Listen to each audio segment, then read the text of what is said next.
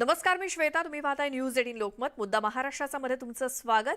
आणि याची सगळ्यात मोठी बातमी ती म्हणजे भारत आजपासून डिजिटल तंत्रज्ञानाच्या नव्या युगामध्ये प्रवेश करतोय. कारण भारतामध्ये आज पंतप्रधान नरेंद्र मोदी यांच्या हस्ते देशामध्ये 5G सेवेचा शुभारंभ होतोय. आणि त्यामुळे 2022च्या अखेरीस देशभरामध्ये अतिशय वेगवान अशी इंटरनेट सेवा सुरू होते. 5G मुळे मोबाईल धारकांना अधिक चांगल्या दर्जाची इंटरनेट सेवा मिळणार आहे. उत्तम कव्हरेज, जास्त डेटा आणि अत्यंत विश्वासार्ह संवाद सुविधा उपलब्ध होणार आहे. वाराणसी आणि अहमदाबादमध्ये जिओ 5G सेवेची सुरुवात होईल. आणि यावेळी उत्तर प्रदेशचे मुख्यमंत्री योगी आदित्यनाथ आणि गुजरातचे मुख्यमंत्री भूपेंद्र पटेल सुद्धा उद्घाटनाला उपस्थित असतील.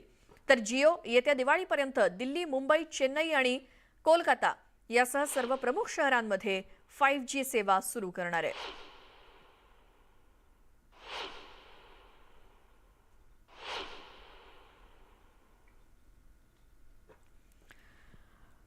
तर 5G सेवेचा शुभारंभ होतोय पंतप्रधान नरेंद्र मोदी यांच्या हस्ते. आणि थेट जाऊयात, आमचे प्रतिनिधी प्रशांत लीला रामदास आपल्यासोबत नवी दिल्लीहून आपल्यासोबत आहेत फोन लाईन वरती. प्रशांत, 5G सेवेचा शुभारंभ पंतप्रधानांच्या हस्ते, तयारी सगळी पूर्ण झाली आहे का? काय तिथे वातावरण आहे? महत्वाचं म्हणजे जर बघितलं, प्रगती मैदानामध्ये मोबाईल काँग्रेस आहे आणि मोबाईल काँग्रेसच्या निमित्ताने पंतप्रधान नरेंद्र मोदी यांच्या हस्ते 5G च्या सुविधेचं शुभारंभ, लोकार्पण होणार आहे. अंतिम क्षण आहे. थोड्याच वेळात पंतप्रधान नरेंद्र मोदी हे प्रगती मैदानात पोहोचतील. सर्व ती तयारी झाली.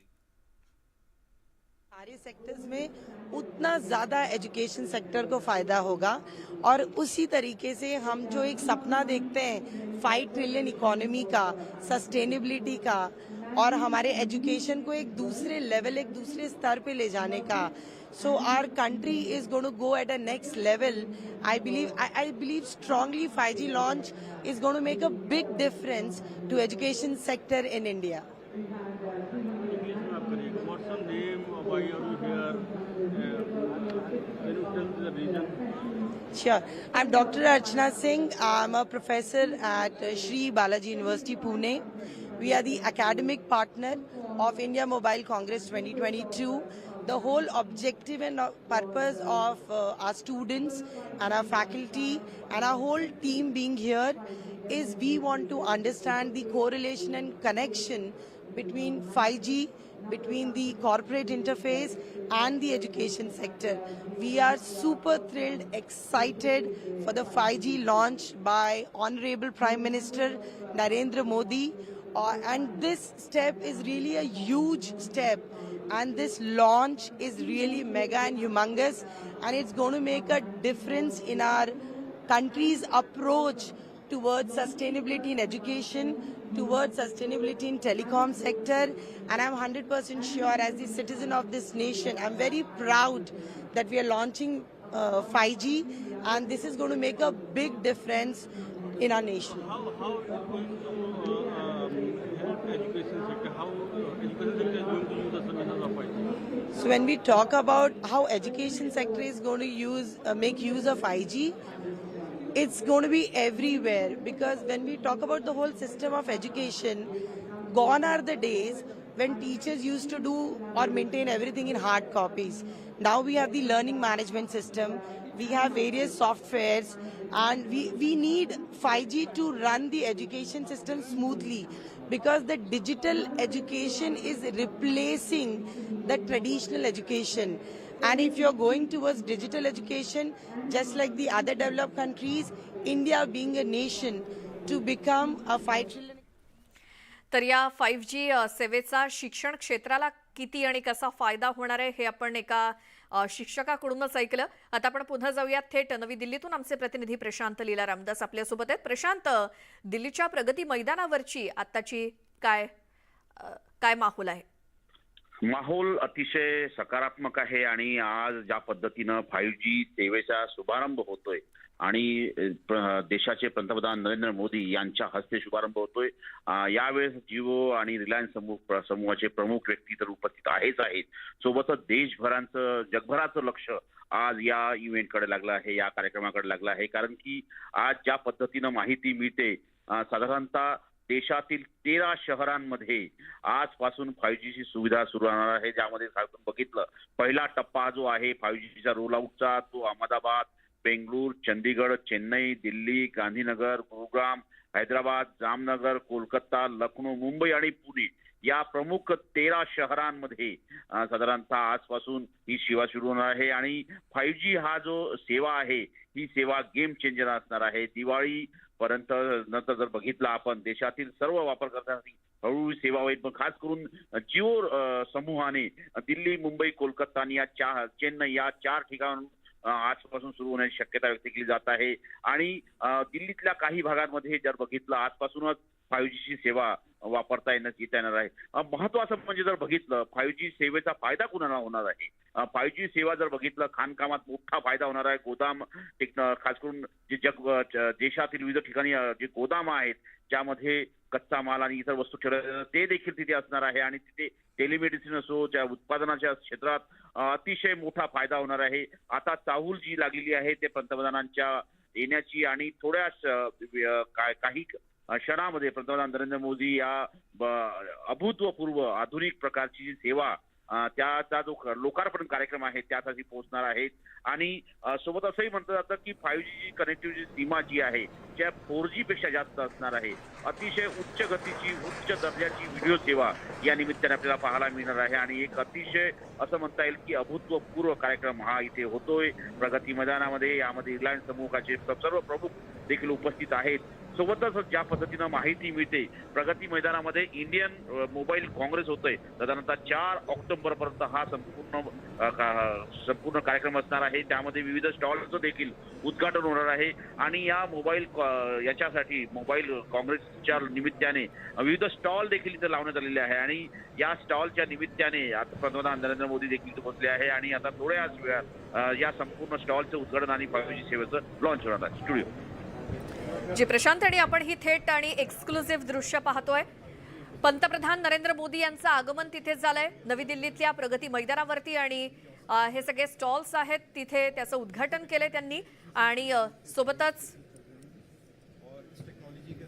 अंबानी कुटुंबाचे सदस्य सुद्धा त्यांच्या सोबत आहेत. पंतप्रधान नरेंद्र मोदी हे प्रत्येक स्टॉलवरती जाऊन ही माहिती जाणून घेत आहेत. त्याची ही एक्सक्लुझिव्ह दृश्य. और ये जो टेक्नोलॉजी है इसको हम अब अपने जियो के नेटवर्क में भी हमने लगा दिया है और इसी से हम लॉन्च करने वाले हैं इस पूरे नेटवर्क सर्विसेज को पूरे कंट्री में. और બધું આપણું પહેલાં અમેરિકાની પહેલાં અમે બનાવ્યું છે અને આ પૂરા ડિઝાઇન મેન્યુફેક્ચરિંગ અને ડેવલપિંગ ઇન્ડિયામાં બન્યું છે અને અમે પાંચમો દેશ છે પૂરા દુનિયામાં જો આ બનાવ્યું છે અને આમાં 50,000 યુનિટ બનાવ્યું છે અને લાખોમાં જશે અને પૂરા ઇન્ડિયામાં ડિપ્લોય કરશે. આ એક્સપોર્ટ બી થશે બીજા બધા નેટવર્કને પાવર કરવાને. एक्सपोर्ट के लिए भी तैयार हो गए हैं. हम 14 जगहों पे बात कर रहे हैं इंडिया के बाहर टू एक्सपोर्ट दिस टेक्नोलॉजी. और हमारा जो नेटवर्क है उसमें हमने 12 करोड़ की कैपेसिटी इस टेक्नोलॉजी के साथ लगाई है रेडियो से लेकर क्लाउड तक, जो 44 डेटा सेंटर्स के अंदर आज लाइव है और इसी से हम लॉन्च कर रहे हैं. આ 12 કરોડ લોગને નદર 200 મિલિયન લોગને સર્વિસીસ આપી શકે અને આ બધું કામ કરી શકે. और अवार्ड्स भी हमको मिले हैं. अभी लंदन में हमको मिला था एक award for outstanding technology in commercial use. और अब हम लोग 6G के ऊपर भी काम शुरू कर रहे हैं. तो हम 1 साल से 6G पे काम कर रहे हैं और 6G के अंदर हम चाहते हैं कि बाय 2026-27 तक हम एक नया प्रोडक्ट बना के लाएं ahead of time, ahead of the standards. ये सारा हार्डवेयर जो है चेन्नई के अंदर मैन्युफैक्चर होता है. जैसे आकाश भाई कह रहे थे 50,000 यूनिट हम ऑलरेडी कर चुके हैं और हम डिप्लॉय कर रहे हैं और लाखों की कैपेसिटी बना रहे हैं. पहले इंडिया में लगाएंगे अपने नेटवर्क में और उसके बाद पावर के ऊपर जाते हैं. 28 लेयर का बोर्ड है इतना पता उस कॉम्प्लेक्स बोर्ड और ये एंटीना है. पावर के ऊपर एंटीना आपको अलग दिखते होंगे और डिब्बे अलग दिखते हैं लेकिन ये एक ही डिब्बे में सब और ये 19 किलो इससे ज़्यादा ये टावर है. हाँ, ये टावर के ऊपर जाता है. ये टावर के राइट पे आया Motu chair right sir. Thank you sir.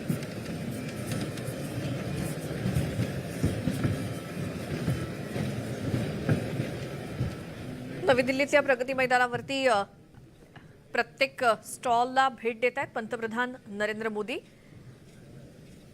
यांच्या हस्ते नुकतंच उद्घाटन सुद्धा झालेलं आहे 5G सेवा आजपासून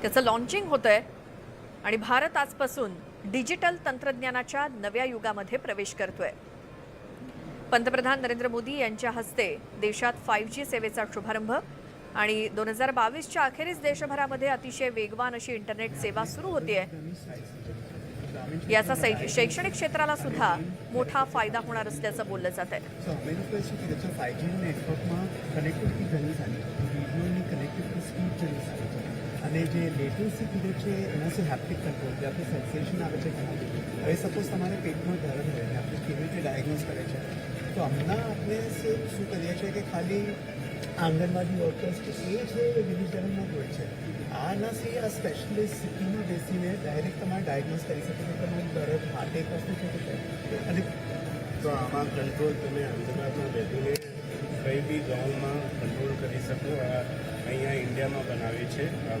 રોબોટ અને ડિપ્લોય કરતે માસ સ્કેલમાં તો તમે જોઈ શકો કે શું પ્રોબ્લેમ છે બેસ્ટ ડૉક્ટર્સની ઓપિનિયન લઈ શકો સ્પેશિયલિસ્ટને આપણે ગામમાં લીધી છે અને બીજું છે કે સર ખુલ્લા ક્લિનિક તો છે પણ આપણે આ એક બોક્સમાં સર આ બેગમાં ને આ મશીનથી આપણે કાપડ મોલ્ડો ક્લિનિક પણ લઈ શકીએ એક નાનકડા રૂમમાં અને મોબાઈલ થઈ શકે છે એક જગ્યાથી બીજી જગ્યા પણ બધા ડાયગ્નોસ્ટિક ટૂલ છે અને આ સર આ સ્ટેથોસ્કોપ છે તો આ કનેક્ટેડ છે સર 5G તો ડૉક્ટર બોમ્બેમાં બેસીને જામનગરના કોઈ પેશન્ટ હોય તેને સાંભળી શકે છે કે એનું હાર્ટ સાઉન્ડ કેવી રીતે છે શું છે આપણે ડાયગ્નોઝ કરી શકીએ તો બેસિકલી ડાયગ્નોસિસ એક સેકન્ડમાં બ્લડ ટેસ્ટ ને બધા કે તમારે હાર્ટ ફ્રેક્ચર ને એમાં ટ્રીટમેન્ટ ચાલુ થઈ શકે મેઇન છે ગોલ્ડન આનાથી આપણે અગર પેશન્ટ અગર અહીંયાથી શિફ્ટ કરવાનું હોય તો મેઇન આપણે લોસ ઓફ લાઈફ કરીએ છીએ એના ખરાબ નથી આપણે બચાવી નહીં શકીએ જ્યાં સુધી આઈડિયોપ્લાસ્ટી કે ડિસ્ટ્રિક્ટ હોસ્પિટલ સિંક હોશે ત્યાં સુધી બધું જ કેવી છે તો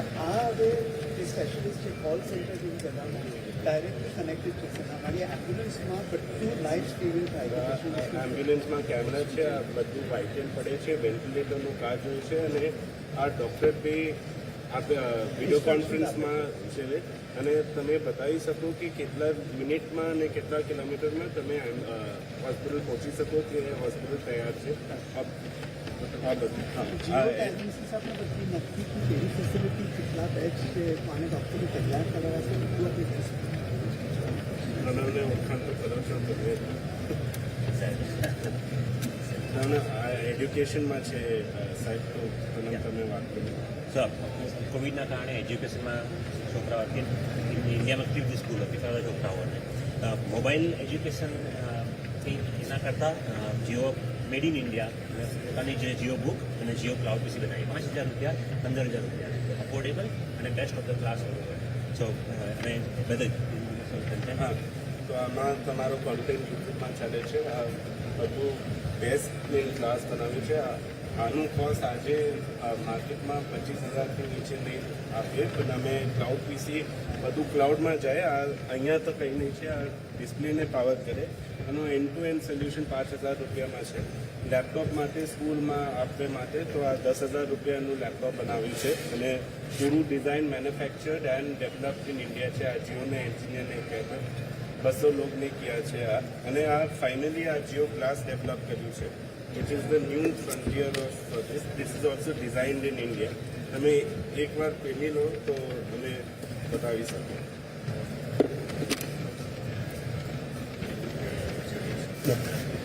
તમે આ જોઈ શકો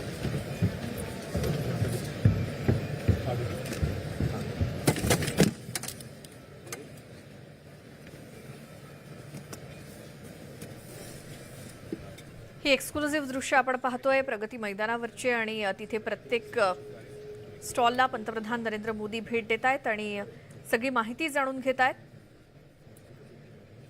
डिजिटल तंत्रज्ञानाच्या नव्या युगामध्ये देश प्रवेश करतोय आणि पंतप्रधान मोदींच्या हस्ते 5G सेवेचा शुभारंभ केला जातोय आणि त्याच सगळ्या टेक्नॉलॉजीची आणि तंत्रज्ञानाची माहिती पंतप्रधान नरेंद्र मोदी स्वतः जाणून घेत आहेत તમે સંભાળજો બધાને નહીં આવ્યા सोबत मुकेश अंबानी आणि आकाश अंबानी सुद्धा दिसत आहेत आणि या प्रत्येक स्टॉलवरती तंत्रज्ञानाची माहिती जाणून घेताना पंतप्रधान Narendra Modi.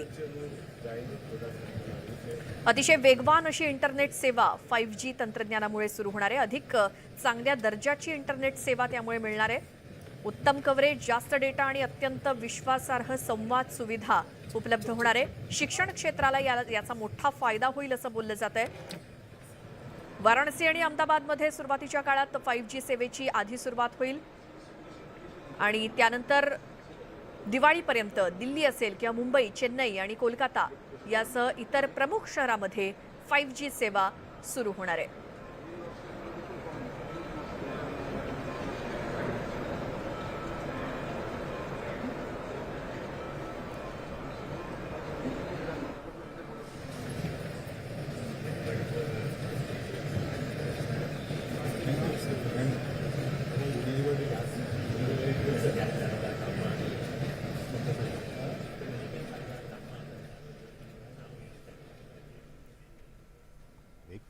Five G service से साल 2035 तक भारत में $1 ट्रिलियन का जो इकोनॉमिक इम्पैक्ट है वो पैदा होने की संभावना है, ये उम्मीद जाहिर की गई है.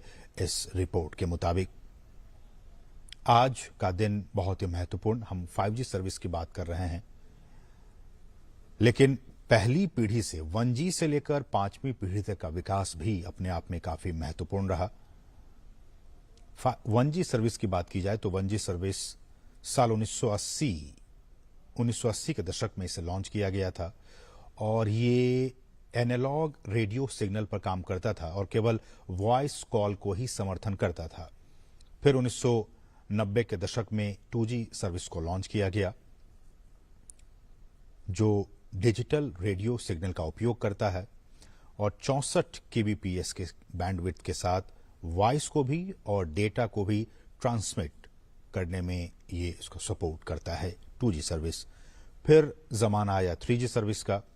2000 के दशक में 1 Mbps से 2 Mbps की गति के साथ इसे लॉन्च किया गया था और इसमें डिजिटल वॉइस की बात हो, वीडियो कॉल की बात हो, कॉन्फ्रेंसिंग की बात हो, इन तमाम क्षमताओं के साथ 3G सर्विस की शुरुआत हुई थी.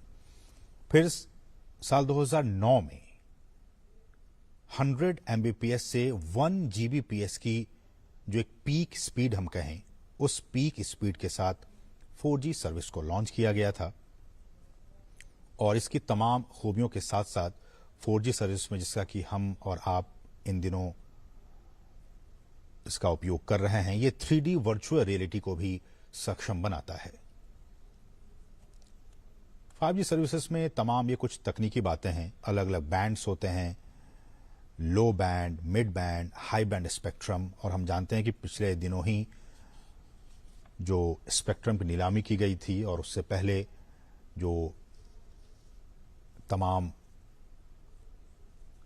कंपनियां हैं वो उसमें शामिल हुए थे.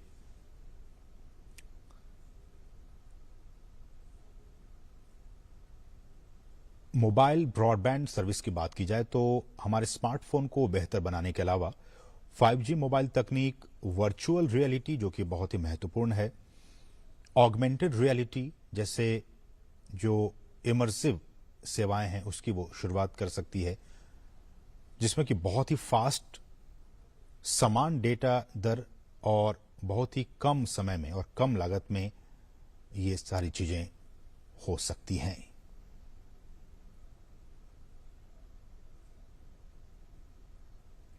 सामान्यतः यह कहा जा रहा है कि 5G का उपयोग 3 मुख्य प्रकार की कनेक्टेड सेवाओं में किया जाएगा, जिनमें हमारे जो उन्नत मोबाइल ब्रॉडबैंड हैं वो हो गए, महत्वपूर्ण संचार मिशन और बड़े पैमाने पर IoT इसमें शामिल है. IoT मतलब इंटरनेट ऑफ थिंग्स.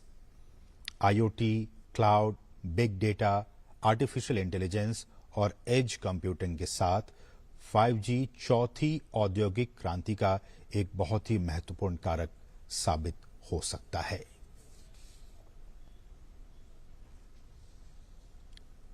आगे की राह इसमें क्या कुछ निकलकर सामने आती है, अब जबकि आज से इस सर्विस की शुरुआत होने जा रही है, डोमेस्टिक 5G प्रोडक्शन को बढ़ावा देना, मतलब देश को, खासकर भारत में 5G का जो हमारा ड्रीम है, जो हमारा सपना है, उसको जमीन पर उतारने के लिए, उसको साकार करने के लिए स्थानीय 5G हार्डवेयर निर्माण को बहुत ही अभूतपूर्व दर से प्रोत्साहित करने और बढ़ावा देने की जरूरत आने वाले दिनों में महसूस होगी।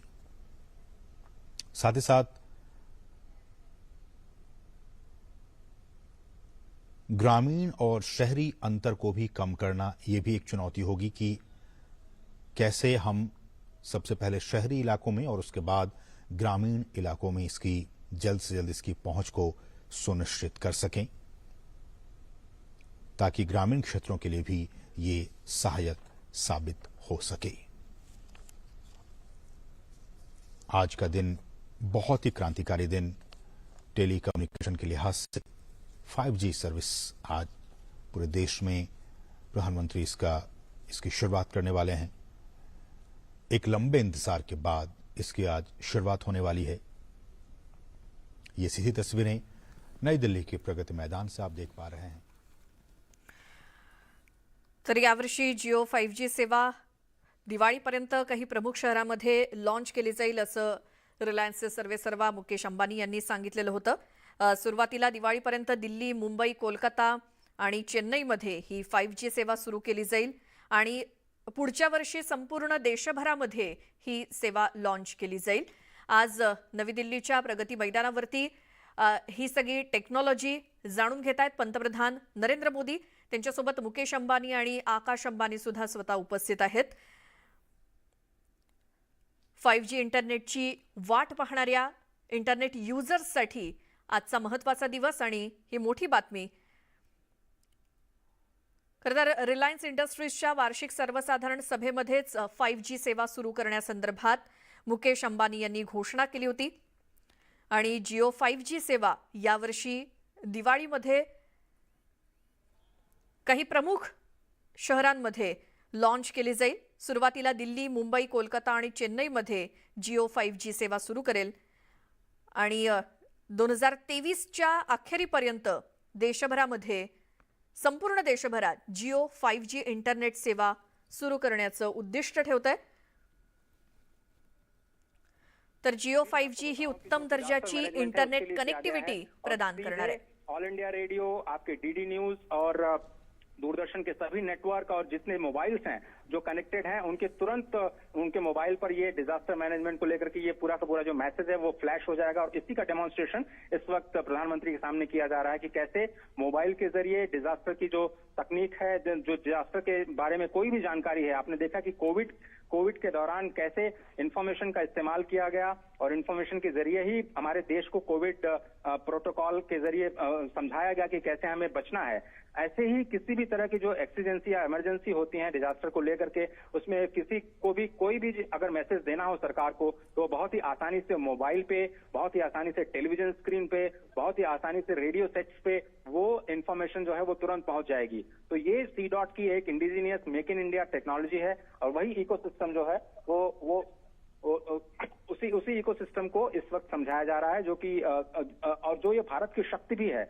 अभी आपने देखा कि प्रधानमंत्री जी ने थोड़ी देर पहले जो स्टार्टअप्स हैं उनके साथ बातचीत की है और स्टार्टअप्स भी यहाँ पर करीब 100 से ज्यादा स्टार्टअप्स इस पूरे कॉन्फ्रेंस का हिस्सा हैं और जो 5G को लेकर के वो जो हार्डवेयर और सॉफ्टवेयर दोनों ही साइड में जो सॉल्यूशंस दे रहे हैं उस पर उन्होंने ब्रीफ लिया। और आपको ये बताऊं कि मैं जो मेक इन इंडिया टेक्नोलॉजी है वो कैसे डिफेंस, रेलवेज जैसे स्ट्रैटेजिक सेक्टर्स में कैसे काम कर रही है, जिसमें आप बाहर की टेक्नोलॉजी पर भरोसा नहीं कर सकते कि किसी भी हार्डवेयर में कौन सा इन्फॉर्मेशन आपकी बाहर लीक हो रही है। तो ऐसे में जो भारत की टेक्नोलॉजी है, भारत के ही लोग जिनको सर्टिफिकेशन स्पेशल तौर पर DRDO द्वारा दिया जाता है कि फुल्ली सिक्योर्ड है और किसी भी रूप में उनका इस्तेमाल किया जा सकता है। तो जो स्टार्टअप्स हैं वो लगातार ये कोशिश कर रहे हैं कि भारत में ही 5G से संबंधित जितनी भी टेक्नोलॉजीज हैं उनसे जो संबंधित इक्विपमेंट्स हैं, पूरा का पूरा जो नेटवर्क तैयार किया जाता है और जो कोर है। ही आपण नवी दिल्लीतली दृश्य पाहिली। पंतप्रधान नरेंद्र मोदी प्रत्येक स्टॉलवरती जाऊन माहिती घेत आहेत आणि आता आपण थेट जाऊयात पनवेलमध्ये। तिथे महाराष्ट्राचे मुख्यमंत्री एकनाथ शिंदे या कार्यक्रमाला हजेरी लावणार आहेत. तिथे नेमकं काय सुरू आहे जाणून घेऊयात. आमचे प्रतिनिधी प्रशांत बाग आपल्यासोबत आहेत. प्रशांत, श्वेता, आपल्याला माहिती आहे की देशातील 13 शहरांमध्ये 5Gची सेवा आजपासून लॉन्च होते. आपल्या देशाची अर्थव्यवस्था अत्यंत बळकट करण्यासाठी म्हणून हा अत्यंत महत्त्वाचा क्षण मानला जातोय. महाराष्ट्रामध्ये मुंबई आणि पुणे या 2 ठिकाणी ही सेवा लॉन्च होते आणि पनवेलच्या याच पोदी म्हणजे अर्थात सावित्रीबाई फुले, ज्ञानज्योती सावित्रीबाई फुले या शाळेमध्ये 145 विद्यार्थी आणि पुण्याच्या शाळेमधनं सुद्धा काही विद्यार्थी याच्यामध्ये सहभागी होत आहे. मुख्यमंत्री एकनाथ शिंदे सुद्धा दाखल झालेले आहेत आणि या क्रांतिकारक सेवेच्या माध्यमातून आपल्या देशाची अर्थव्यवस्था मोठ्या ताकदीनं बळकट करण्याला सुरुवात जी आहे ती येत्या वर्षाच्या अखेरीपर्यंत पूर्ण होत आहे. म्हणजे 2040 पर्यंत जर का बघितलं तर $36.5 ट्रिलियन अर्थात 455 अब्ज रुपयांनी अर्थव्यवस्था मजबूत आपलं होण्याचं हे पहिलं पाऊल. आपल्या देशामध्ये 3 जरी प्रमुख ऑपरेटर असले तरी जिओचा वाटा याच्यातला सगळ्यात मोठा आहे. रिलायन्स उद्योग समूहानं प्रत्येकाच्या हातामध्ये एक हर मुठ्ठी में उसकी जिंदगी आणि तंत्रज्ञान या प्रकारची जी घोषणा केली होती ती खऱ्या अर्थानं कशी ती सत्यात उतरली याचं गेल्या काही वर्षातलं हे बदलतं रूप आज थेट 5G पर्यंत पोहोचलंय. आपल्याला माहिती आहे की आपल्या देशातला शेतकरी असो, आपल्या देशातला विद्यार्थी असो किंवा डिजिटल एज्युकेशनच्या माध्यमातून खऱ्या अर्थानं एक मोठी क्रांती होण्याच्या दृष्टीनं वाटचाल करत आहे आपला देश आणि यासाठी अत्यंत महत्त्वाचं पाऊल मानलं जात आहे. आपल्या शाळेतनं जो लहान विद्यार्थी प्राथमिक शाळेमध्ये प्रवेश घेतो आणि तिथूनच खरं तर त्याच्या शिक्षणामध्ये डिजिटल एज्युकेशनचा पंतप्रधान नरेंद्र मोदी यांच्या हस्ते दिल्लीमध्ये प्रगती मैदानावरती 5Gची सुरुवात किंवा उद्घाटन करण्यात आले आणि या ठिकाणी असलेल्या प्रत्येक स्टॉलवरती जाऊन पंतप्रधान माहिती घेत आहेत नव्या तंत्रज्ञानाची. कारण भारत आता तंत्रज्ञानाच्या नव्या युगामध्ये प्रवेश करत असताना 3G किंवा 4G पेक्षा आता 5G हे 5व्या पिढीचं मोबाईल नेटवर्क आहे आणि अतिशय वेगानं डेटा प्रसारित करणं हे त्याचं वैशिष्ट्य आहे. त्यामुळे 3G आणि 5Gच्या तुलनेमध्ये 3G आणि 4Gच्या तुलनेमध्ये 5Gचा वेग सुद्धा जास्त असणार आहे. स्मार्ट फार्मिंग, अजय अगर आप बता सके स्मार्ट फार्मिंग में किस तरह से 5G का यूज किया जा सकता है? ही एक्सक्लुझिव्ह दृश्य आहे जिथे पंतप्रधान टेक्नॉलॉजीजची सगळी माहिती घेत आहेत. फास्ट फार्मिंग मध्ये 5G चा कसा फायदा होणार आहे या संदर्भातली माहिती सध्या पंतप्रधान जाणून घेत आहेत. त्या विषयातले तज्ज्ञ हे त्या स्टॉलवरती आहेत आणि फार्मिंगसाठी, शेतीसाठी 5G तंत्रज्ञान कसं उपयोगी हे समजून घेत आहेत पंतप्रधान. और उसमें बताएगा कि किस तरह से आप 3 वर्चुअल स्कूल्स को जोड़ सकते हैं एक लोकेशन से और किस तरह से वर्चुअली जो बच्चे हैं वो पढ़ाई जो है वो कर सकते हैं. तो एक काफ़ी बड़ा एजुकेशन में एक बड़ा रिफॉर्म जो है यहाँ पर 5G के जरिए जो है आ सकता है. और दूसरी बात ये कि जब जो वोडाफोन आइडिया है वो एक मेट्रो की टनल के अंदर से अपना एक डेमोन्स्ट्रेशन जो है वो देगा. वहाँ पर जो मजदूर जो है काम कर रहे हैं वहाँ पर प्रधानमंत्री उनसे बातचीत जो है वो करेंगे और एक आर्टिफिशियल इंटेलिजेंस के जरिए जो है बताया जाएगा अगर किसी मजदूर ने मास्क नहीं पहना या हेलमेट नहीं पहना तो वो 5G जो आर्टिफिशियल कैमरा जो है वो डिटेक्ट कर लेगा और उसको वार्निंग देगा. तो इस तरह के सोशल कॉजेज जो है वो दिखाए जाएंगे जो कि 5G कनेक्टिविटी के जरिए जो है आम आदमी तक जो है पहुँच सकते हैं. गांव तक, कस्बों तक ये टेलीमेडिसिन की जो सुविधा है वो पहुंचाई जाए. इस वक्त जो आप देख रहे हैं वो करीब 50-60 लाख रुपए की एक वैन है जिसको तैयार किया गया है 5G टेक्नोलॉजी के जरिए, जिसमें अगर कोई भी पेशेंट आता है तो उसको सीधे रिमोटली डॉक्टर से कनेक्ट कर सकते हैं. डॉक्टर इमरजेंसी सेवाओं की शुरुआत यहीं से कर सकता है. लेकिन ऐसा नहीं है कि ये इतनी महंगी सेवाएं जो हैं वो गांव में कैसे जाएंगी, उसका भी एक सोल्यूशन यहीं पे दिया गया है जिसमें एक लो कॉस्ट सोल्यूशन बनाने की कोशिश की गई है. एक छोटी सी वैन के जरिए ये समझाने की कोशिश की जाएगी कि कैसे आप एक हॉस्पिटल कंट्रोल रूम क्रिएट कर सकते हैं छोटे से कस्बे में, छोटे से गांव में, जहां पर किसी को भी इमरजेंसी हेल्थ सर्विसेज की जरूरत हो. अगर मैं कॉस्टिंग की बात करूं तो छोटे गांव में अगर एक गांव की बात करें तो महीने में केवल 5,000 रुपए से ये जो टेस्टिंग है उसकी शुरुआत हो सकती है. अगर आप पूरे जो 8-10 गांव का अगर आप पूरा कंसोर्शियम बनाएं तो एक ही छोटी सी मोबाइल वैन जो है वो 8-10 गांव में घूम करके जो लोगों को तुरंत जरूरत हो ये देखिए, ये आपके पास जो मोबाइल क्लिनिक है बहुत छोटा सा सोल्यूशन है। ये पूरा का पूरा जो उसकी कॉस्टिंग है वो 7-7.5 लाख की कॉस्टिंग आती है, जिसमें आप जो प्रधानमंत्री के राइट साइड में आपको एक apparatus दिख रहा है, वो जो माताएं होती हैं उनको उनकी पल्स जब वो गर्भवती होती हैं उनकी स्थिति नापने के लिए है। मॉनिटर भी आपको दिखाई दे रहा है। ये छोटा सा सिस्टम जो इस वक्त स्टेथोस्कोप है जो इन्होंने उठाया हुआ है, जो कि इलेक्ट्रॉनिकली है। यहाँ पर अगर आप किसी भी मरीज को आप उनकी हार्ट बीट देखेंगे तो वो सीधे दूर बैठे किसी डॉक्टर को आराम से 5G लेटेंसी के जरिए तुरंत रियल टाइम में उनको सुनाई देगी। और खुदा न खास्ता अगर मान लीजिए किसी को इमरजेंसी की जरूरत भी हुई तो इसी वैन में, बहुत छोटे से वैन में, मारुति का एक छोटा सा वैन है जिसमें आपको एक स्ट्रेचर मिलेगा और एक ऑक्सीजन की व्यवस्था, ऑक्सीजन सिलेंडर आपको सामने दिख रहा है। वहीं पर जो पेशेंट है उसको तुरंत ऑक्सीजन के साथ कनेक्ट करके और उसको पास के अस्पताल में ले जाया जा सकता है। तो ये बहुत ही छोटा सोल्यूशन है जो कि जिसका एक डेमोन्स्ट्रेशन अभी वाराणसी में के रुद्राक्ष कन्वेंशन सेंटर में सीधे लाइव डेमोन्स्ट्रेशन किया जाएगा। प्रधानमंत्री बात भी करेंगे जहां पर उत्तर प्रदेश के मुख्यमंत्री योगी आदित्यनाथ भी होंगे। तो कैसे छोटे गांव में, कस्बों में इस तरह की जो टेलीमेडिसिन की सर्विसेज हैं उनको रोल आउट किया जाए, ये काफी इम्पोर्टेंट होने जा रहा है पूरे रूरल इकोसिस्टम के लिए। तो एग्रीकल्चर और हेल्थ और सबसे ज्यादा जो फोकस रहा है, बार बार प्रधानमंत्री जिस पर फोकस करते रहे, वो एजुकेशन। तो कैसे हम टेक्नोलॉजी का इस्तेमाल एजुकेशन के लिए कर सकते हैं, किसानों की आमदनी को बढ़ाने के लिए कर सकते हैं, किस तरह से हम मेडिकल फैसिलिटीज को प्रोवाइड करने के लिए गांव में कर सकते हैं। ये सारे के सारे जो यूजर केस हैं, अलग अलग कंपनियां उन्हीं 4-5 क्षेत्रों में जो यूजर केस हैं और अपनी टेक्नोलॉजी का डेमोन्स्ट्रेशन करने जा रहे हैं। सरकार चाहती है कि लोगों के पास ज्यादा से ज्यादा विकल्प हों, ज्यादा से ज्यादा कंपनियां इन प्रॉब्लम्स का सोल्यूशंस ढूंढें जिनकी हम बात कर रहे हैं, हेल्थ, एग्रीकल्चर, एजुकेशन और स्मार्ट मैन्युफैक्चरिंग को लेके, और वही कुछ शोकेश करने की कोशिश की जा रही है। बिल्कुल अजय, बहुत ही महत्वपूर्ण। और जैसा कि हमारे सहयोगी अजय बता रहे हैं, चाहे वो स्मार्ट फार्मिंग की बात हो या फिर डिजास्टर मैनेजमेंट की बात हो, हेल्थ केयर की बात हो, मैन्युफैक्चरिंग की बात हो, एक तमाम स्मार्ट मैन्युफैक्चरिंग है जो आप देख रहे हैं, रोबोटिक पावर लॉजिस्टिक्स। इसमें इंडस्ट्री 4.0 आपको याद होगा, प्रधानमंत्री ने जर्मनी में कहा था कि हम पहली, दूसरी और तीसरी औद्योगिक क्रांति को तो मिस कर गए, लेकिन जो चौथी औद्योगिक क्रांति आने वाली है, भारत उसका लीडर बन सकता है, जिसमें रोबोटिक्स का इस्तेमाल होगा, जिसमें इंटरनेट ऑफ थिंग्स का इस्तेमाल होगा, मशीन लर्निंग का इस्तेमाल होगा।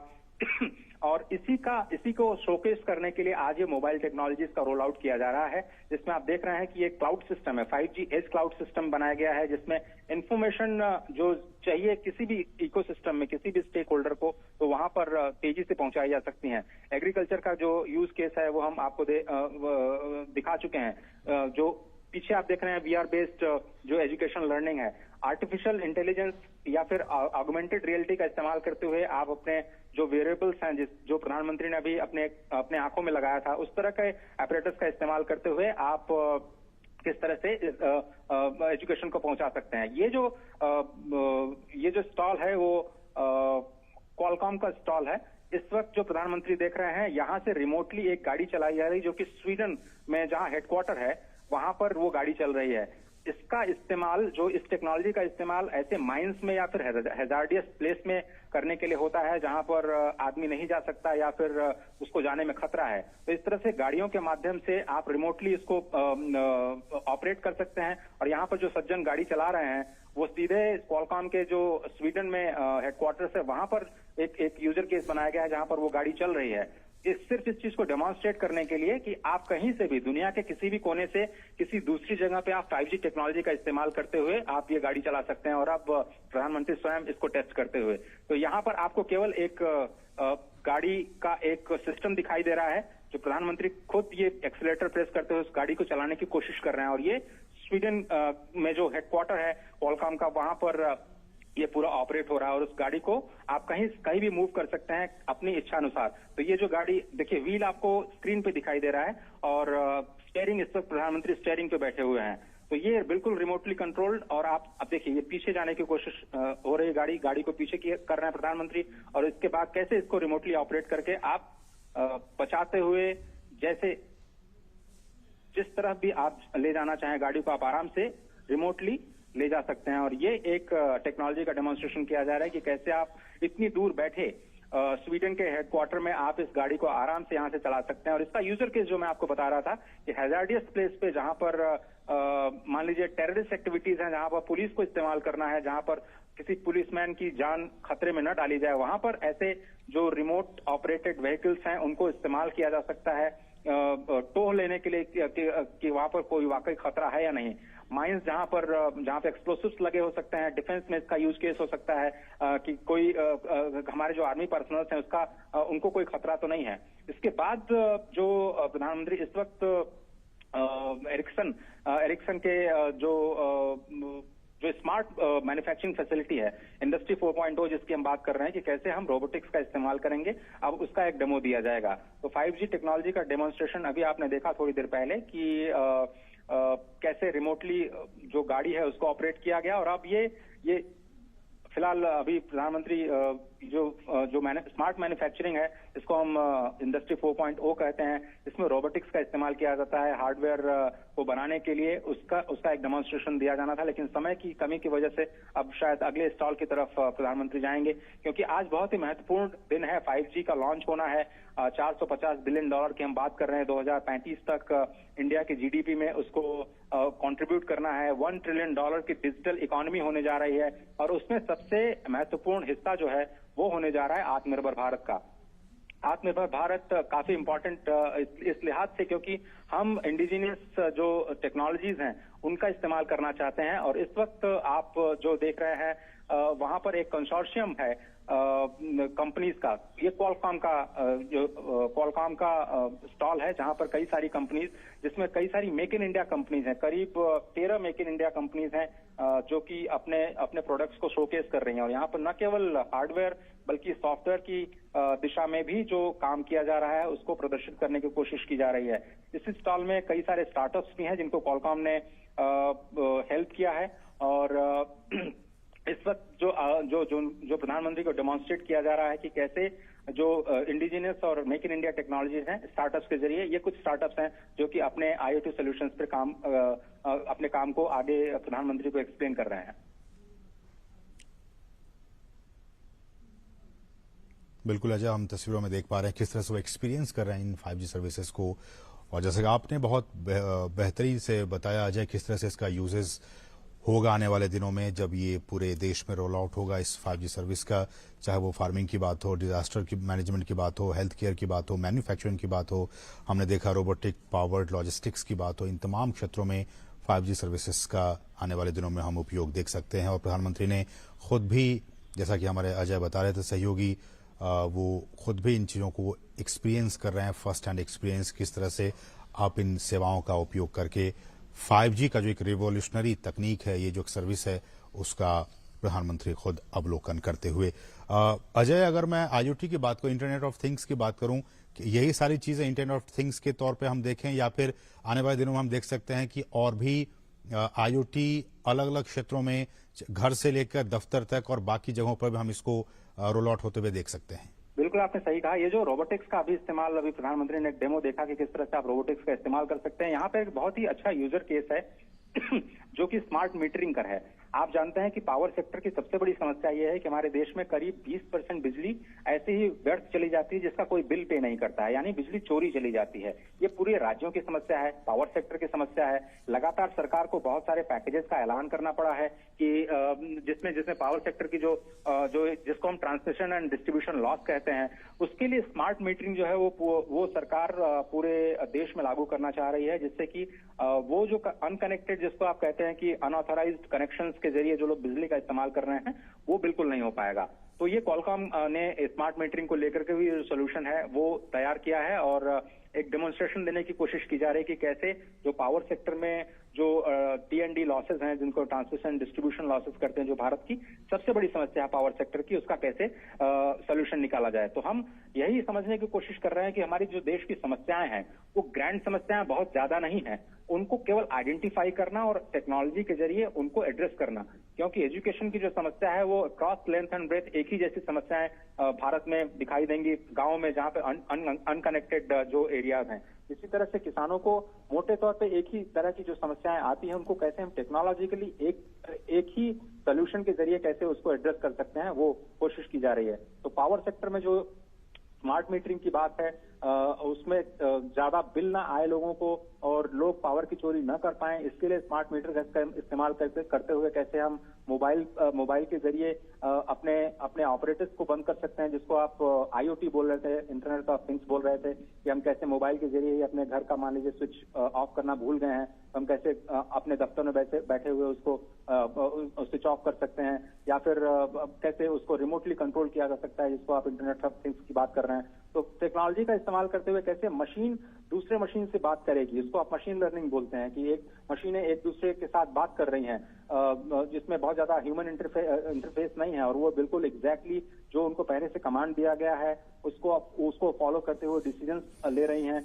तो मशीनों का आपस में जो बात करना है वो टेक्नोलॉजी के जरिए संभव हो पा रहा है, और यही 5G का एक बड़ा यूजर केस है जो क्वालकॉम में अभी दिखाया गया कि कैसे भारत को कनेक्ट करने की कोशिश की जा रही है, और कई सारी जो कंपनीज हैं वो एक ही कंपनी के साथ एक ही छत के तले कैसे वो उन अलग अलग सॉल्यूशंस पे काम कर रही हैं। इसमें स्टार्टअप इंडिया को बढ़ावा देना हो, स्मार्ट मैन्युफैक्चरिंग को बढ़ावा देना हो, एक तरह से कोलैबोरेशंस जो है वो आपको दिखाई दे रहे हैं। और इसके बाद मैं कहूंगा आज का सबसे इम्पोर्टेंट पवेलियन है आत्मनिर्भर भारत का पवेलियन।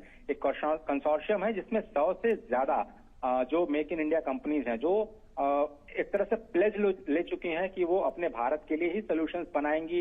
वो कहीं भी कोई भी जो इंपोर्ट है उनका 1% इंपोर्ट भी बाहर से नहीं किया जाएगा।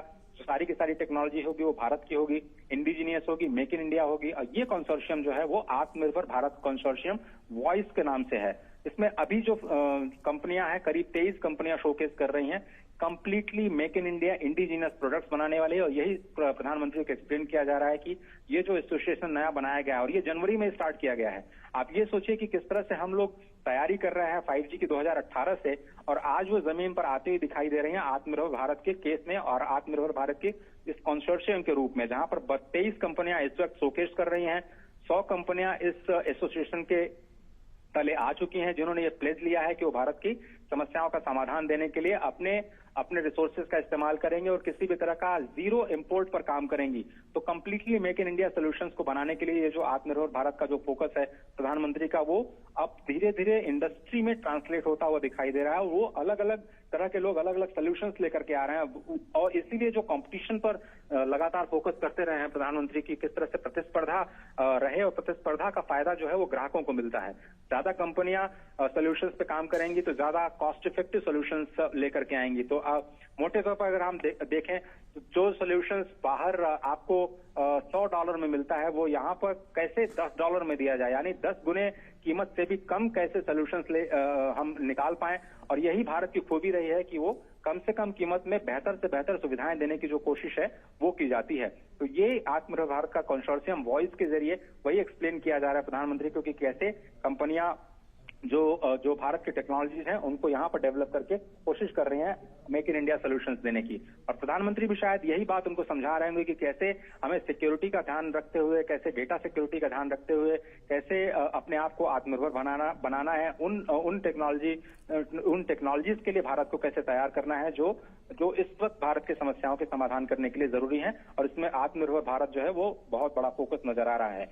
जिस तरह से ये किया जाए, ये पूरा का पूरा जो कॉन्फ्रेंस है उसको encapsulate, engage and experience a new digital universe. तो आपको एक पूरा का पूरा डिजिटल यूनिवर्स नजर आ रहा है, जिसमें हार्डवेयर सॉल्यूशंस भी हैं, सॉफ्टवेयर सॉल्यूशंस भी हैं, मेक इन इंडिया को प्रमोट करने वाले सॉल्यूशंस भी हैं, आत्मनिर्भर भारत को प्रमोट करने वाले सॉल्यूशंस भी हैं, जो रिमोट टेक्नोलॉजीज के जरिए जो एजुकेशन और हेल्थ की सर्विसेज पहुंचाने की बात हो, टेलीमेडिसिन और टेली एजुकेशन को कैसे जमीन पर लाया जाएगा उसका सोल्यूशन देना हो। प्रधानमंत्री इस वक्त रिमोटली कनेक्ट करने की कोशिश कर रहे हैं, जो लोग हैं उनसे बात करने की कोशिश कर रहे हैं, और लगातार कम्युनिकेशन का इस्तेमाल प्रधानमंत्री ने किया ही है, अपनी बात को पहुंचाने के लिए ही नहीं बल्कि जो सर्विसेज हैं उनको भी पहुंचाने के लिए। जो गवर्नमेंट सर्विसेज हैं उनको कैसे ईज ऑफ लिविंग को बढ़ावा देने के लिए लोगों तक पहुंचाया जाए, वो सरकार का बड़ा एक फोकस है। और उसमें कैसे 5G एक अहम भूमिका निभा सकता है, उस पर ये फोकस नजर आ रहा है। ये पूरा का पूरा जो एग्जीबिशन हॉल है, करीब 250 कंपनियां यहाँ पर बात कर रही हैं। और ये देखिए कैसे रिमोट एरियाज में कैसे आप कनेक्ट कर पाते हैं और कैसे आप तुरंत कम्युनिकेट कर पाते हैं, उसका एक डेमोन्स्ट्रेशन प्रधानमंत्री इस वक्त ले रहे हैं। माना यह जा रहा है कि करीब 100 से ज्यादा स्टार्टअप्स अपने अपने सॉल्यूशंस यहाँ पे दिखा रहे हैं। 5000 से ज्यादा डेलीगेट्स जो देश और विदेश से हैं वो यहाँ पर अपने प्रोडक्ट्स और सॉल्यूशंस को लेकर के आ रहे हैं, इंटरेक्शन करने की कोशिश कर रहे हैं। कई सारी बिजनेस अपॉर्चुनिटीज हैं जो कि यहाँ पर लोगों